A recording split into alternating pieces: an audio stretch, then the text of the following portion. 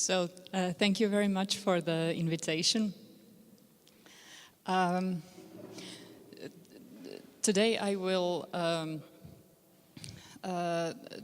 try to make a very fast historical journey to something that might be called cultures of making.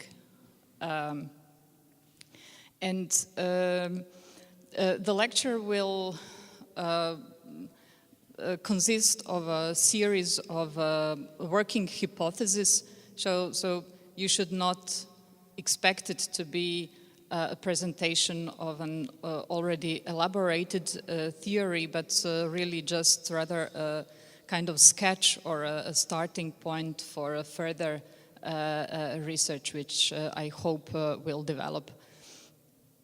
So the topic seems huge, talking about the history of making things is something that someone could talk about for days. But I will focus on a very specific aspect of this a very long and very interesting history, and it is the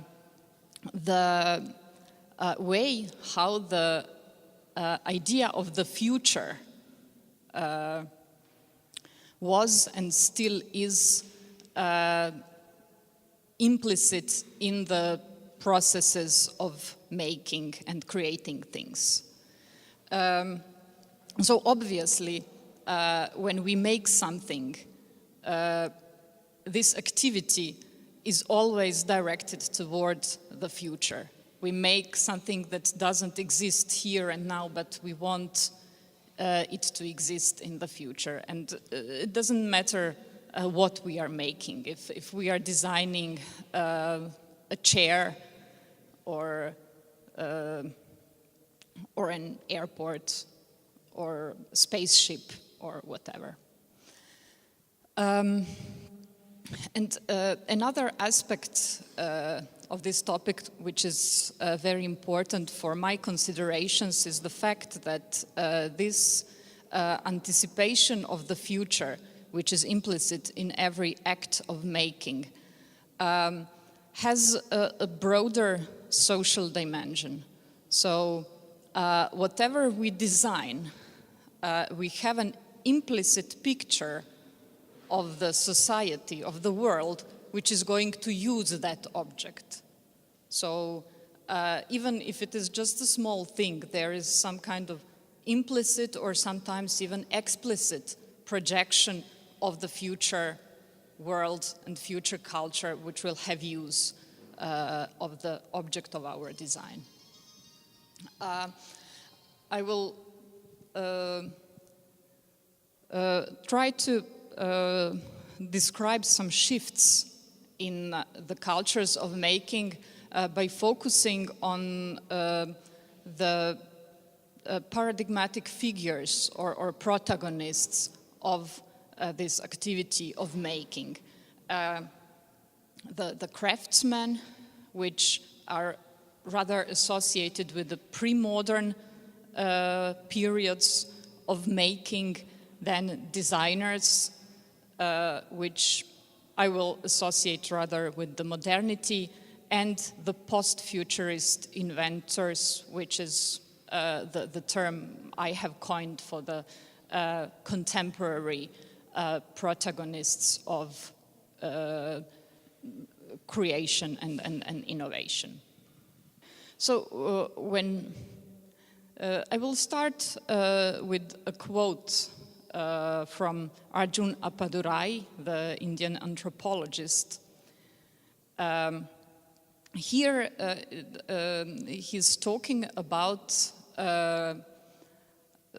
something what he calls the production of locality. But I think that this is a very good description of the way how pre-modern societies related to the future.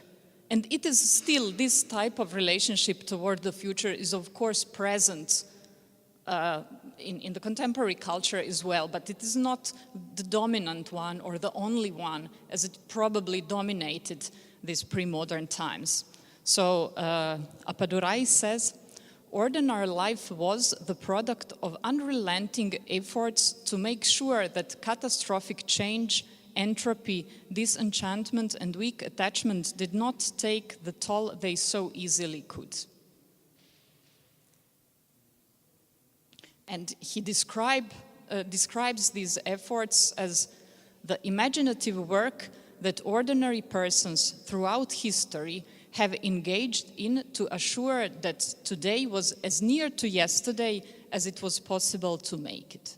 And I think this is a very good description of handcraft, of the activities of craftsmen who produce ordinary subjects which have been produced in the same way through generation. And the regular production of these ordinary things is something that gives the stability to social life, that enables the reproduction of it and somehow enables, as Appadurai says, that yesterday will be, that today will be, or the future will be as near to yesterday as it was possible to make it. So, and this expresses and embodies the relationship toward the future, where the future is conceived as an extension or continuation of the past and the present. And even nowadays, when we go to street markets and buy these handmade things, it gives us this impression of, you know, continuity and stability, which to some extent all of us need even today. But since this is just to show one of numerous representations of this way of making things. However, since the beginning of the modern epoch, this cultural relationship toward the future has changed, and the people started expecting from the future to be different from the present, to be better than the present. And we could say that the birth of modern design and the very idea of the project contains and expresses this relationship toward the future. We want to design something new. And as Herbert R. Simon defined what design is about, to design is to devise courses of action aimed at changing existing situations into preferred ones. So that there is this wish to change the future, which is implicit in every act of modern design. And this is one of the paradigmatic examples of it. It is Leonardo's drawing of the flying machine. So obviously he is here inventing something that was unknown before. And it is not that he is inventing just a specific prototype like contemporary designer would design a new prototype of Boeing or Airbus or some specific airplane. But really the very idea of flying is new. Of course, there were myths about the possibility of flying always. But here we really have the someone who is conceiving a machine that could fly, that should enable us to fly. And this drawing is not just, a fantasy, a representation of how this machine could look like, but this drawing really aims to enable the construction of it. And it is, of course, also the specific technique of drawing and the perspective as a technique of representation that enables this approach. And this moment is also the moment where the design and the production can separate. Leonardo doesn't have to make the machine by himself, different from craftsmen from the pre-modern period. He can simply draw it. And the drawing is a kind of bridge between the present and the future.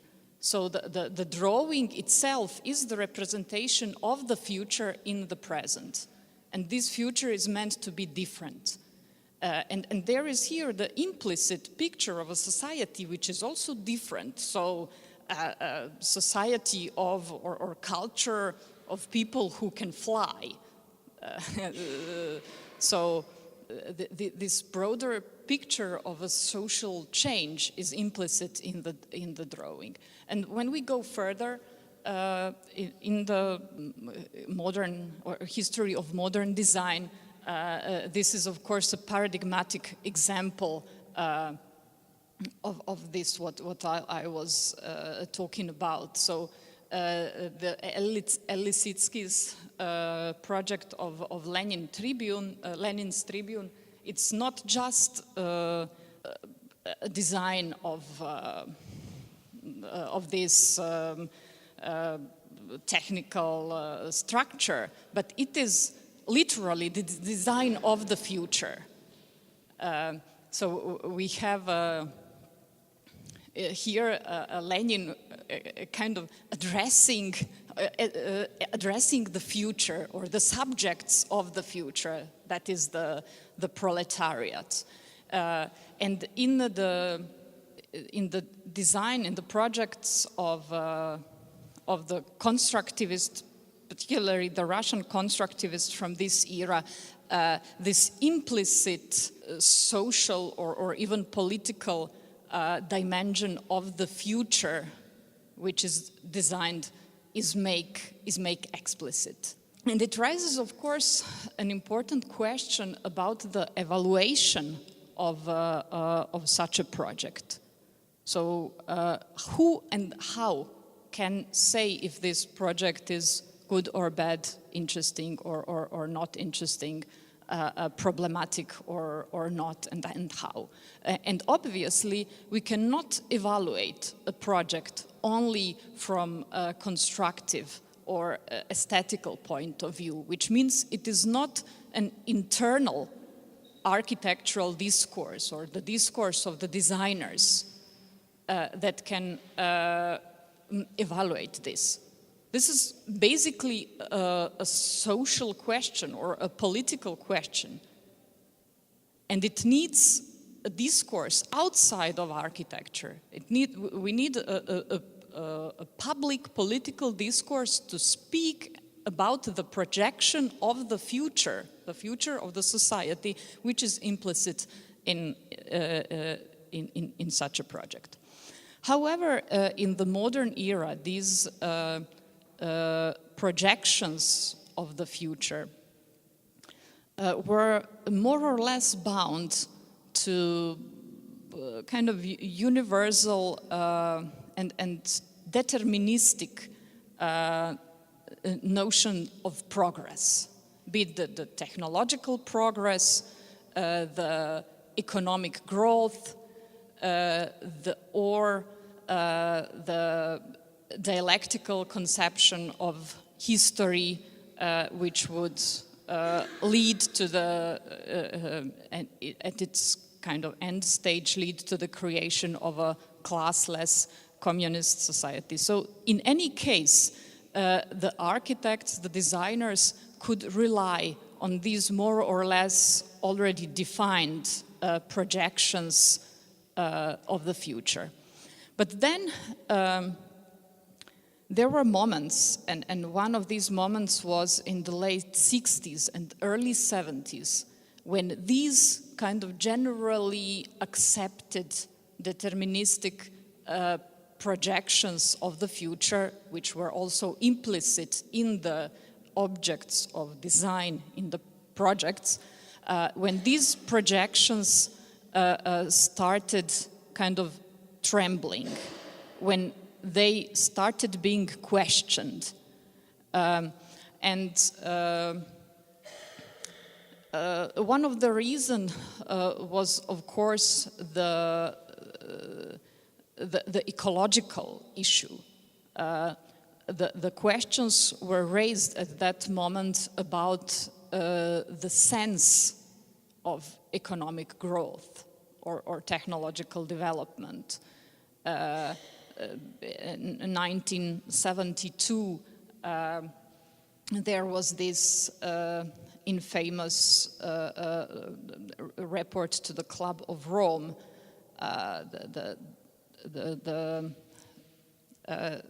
study which was published under the name Limits to Growth, and that was probably the first obvious kind of scientific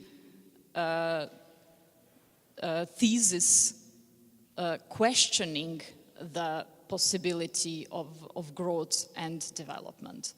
And of course, late 60s and 70s were also the years of political turmoil. So many of the ideas which were up to this moment considered kind of reliable and universal about the future were questioned and disputed in this period.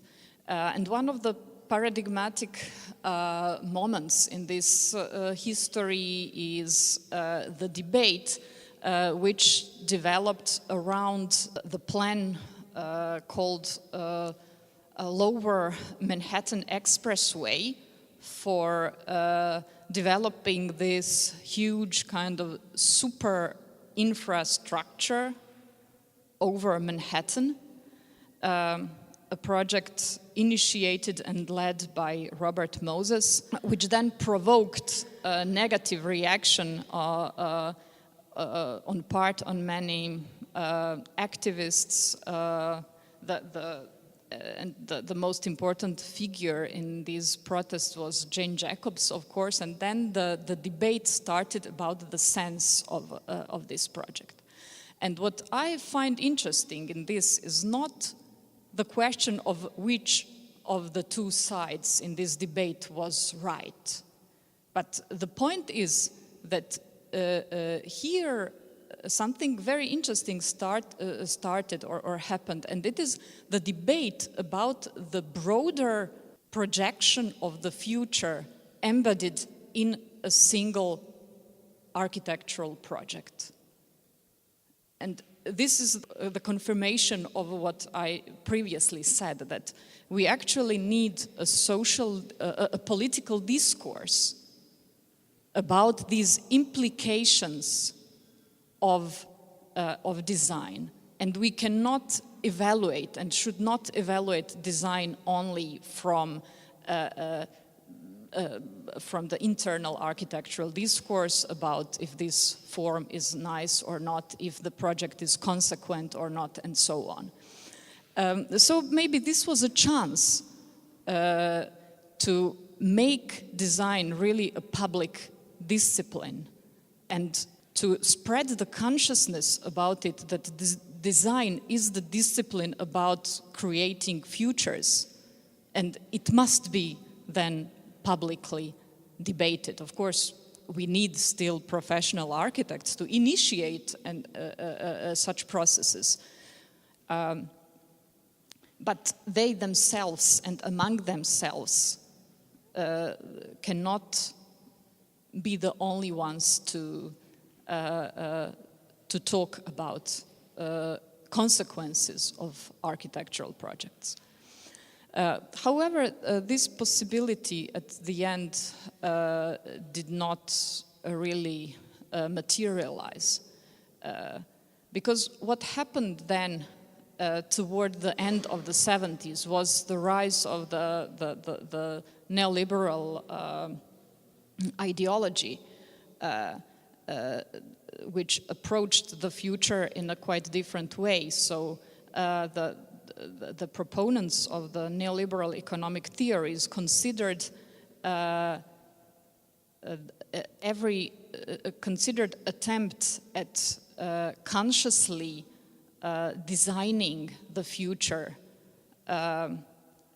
as wrong in itself and potentially totalitarian. So the idea which they promoted and which we have accepted and which until this moment is still a kind of dominant idea is that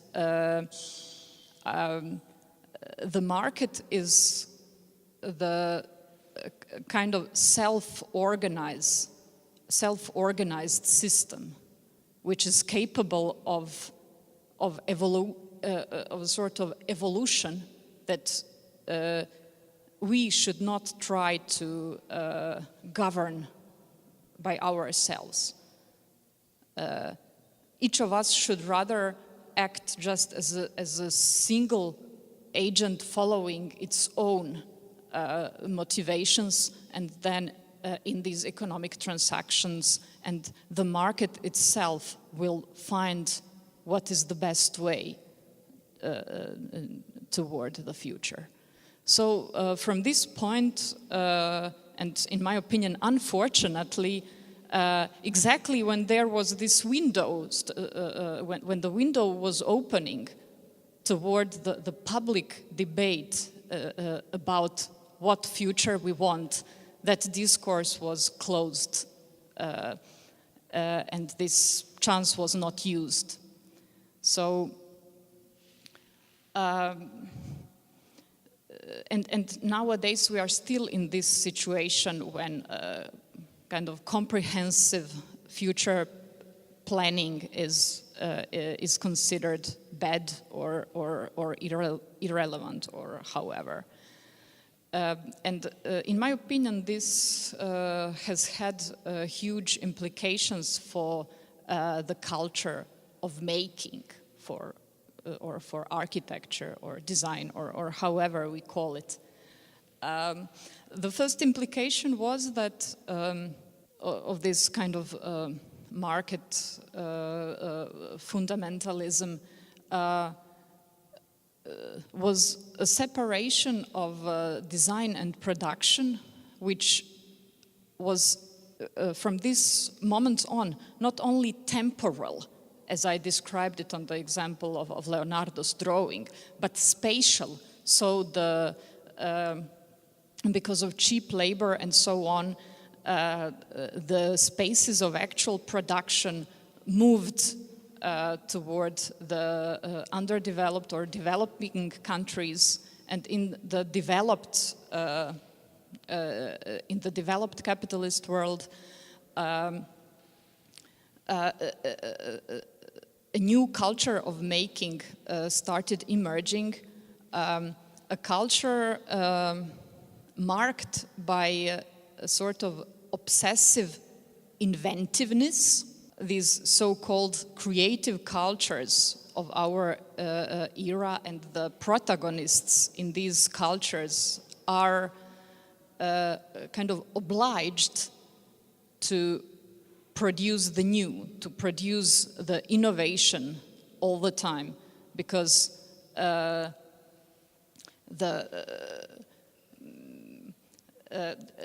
innovation has become one of the major sources of profit. However, this broader projection of the future, which is implicit, which is contained in the acts of design, has been erased. So the designers nowadays are faced with a very kind of difficult situation. On one hand, they must produce innovation, but the broader projection of the future must be somehow, moved out from this inventive process. I will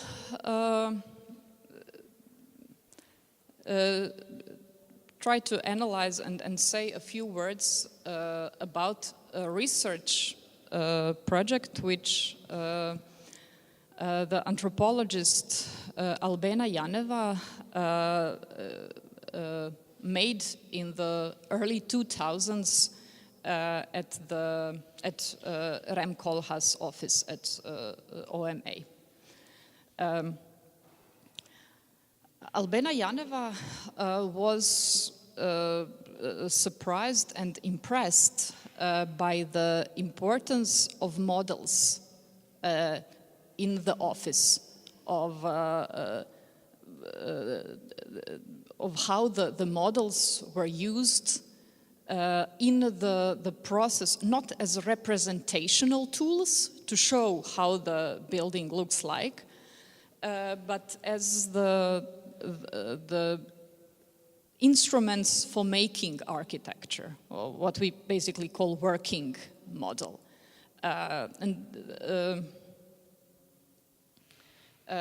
She describes this with the following words. At OMA, there is basically no shelf that doesn't contain in some way a model in different phases or stages.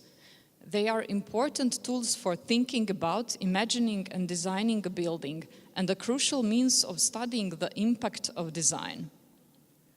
Relying on simplification and approximation, models at OMA not only make statements, but they also ask or answer questions, give information, make assumptions, express wishes, reassure or warn, create anticipation, announce intentions. They act as gestural, spatial, and operational tools of investigation. So what she is describing is this interaction between architects and the model, in which the model act as what she would call non-human agents. But the models are here really active participants in the process of design. She uses the term mediator to describe this role of the model as a projective instrument.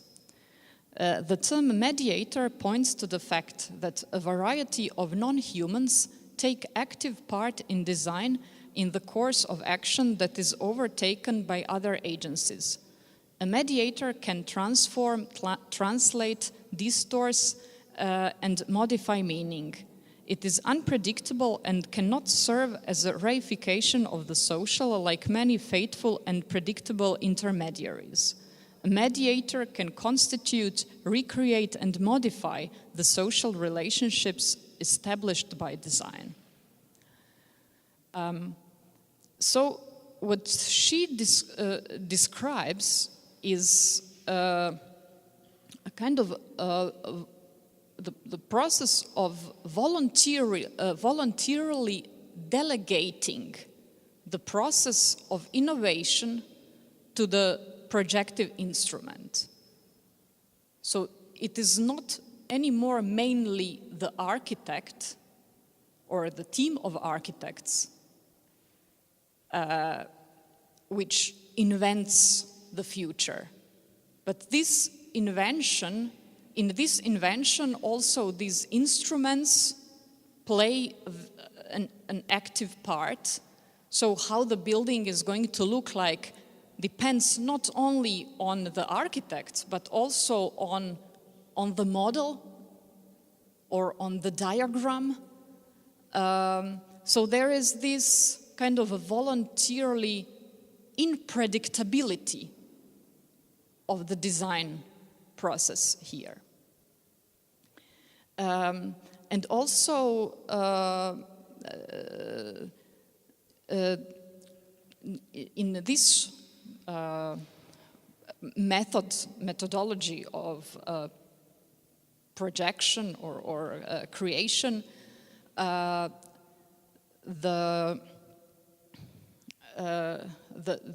delimitations coming from the specificities of a architectural task are taken very seriously, and they are also seen as a motor of invention. So the end result, the project, appears as a kind of outcome of a game, let's call it like that, in which many players and many delimitations take part in. Architects, then the projective instruments like models, then the investor himself and with his wishes, then some kind of pragmatic framework defined by the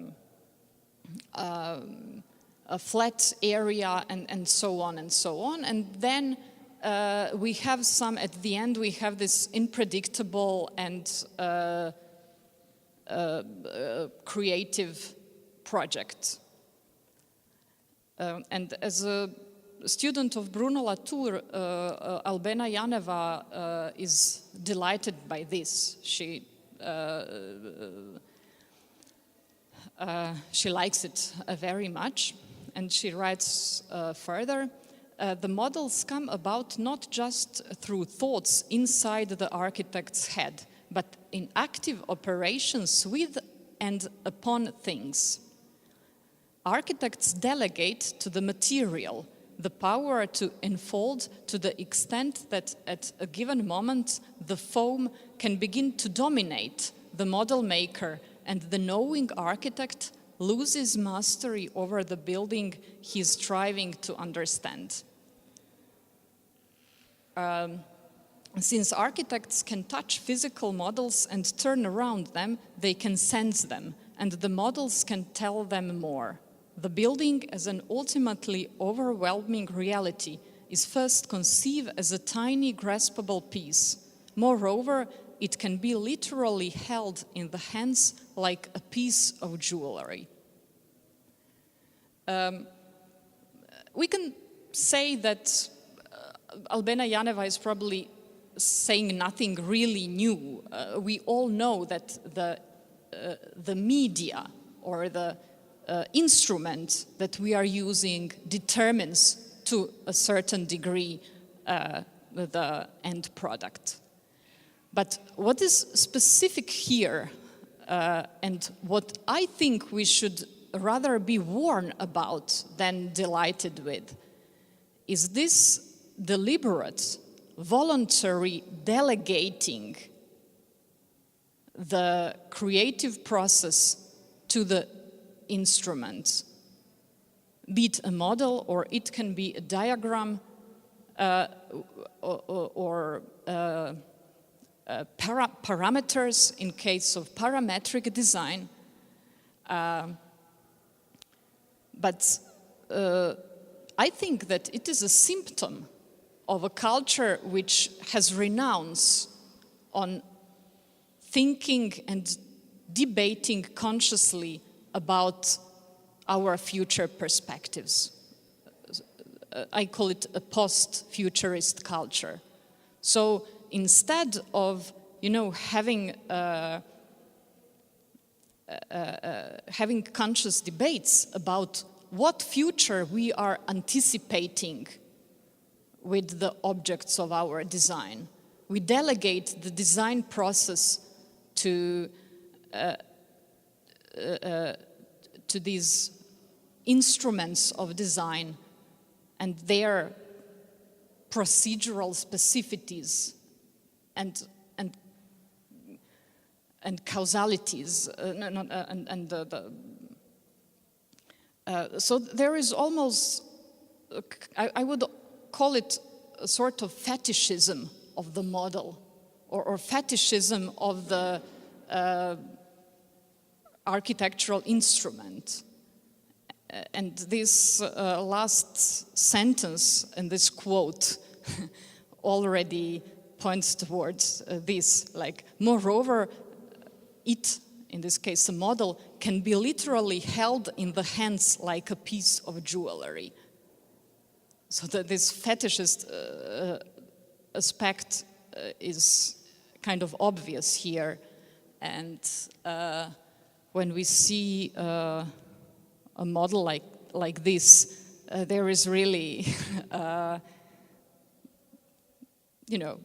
you would keep it as a piece of jewelry and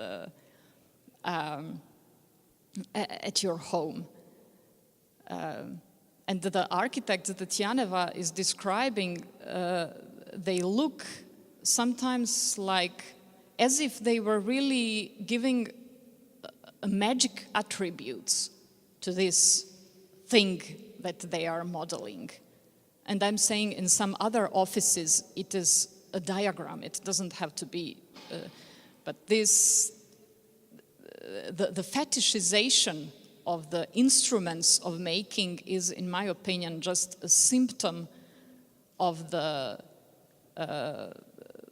of architecture having to cope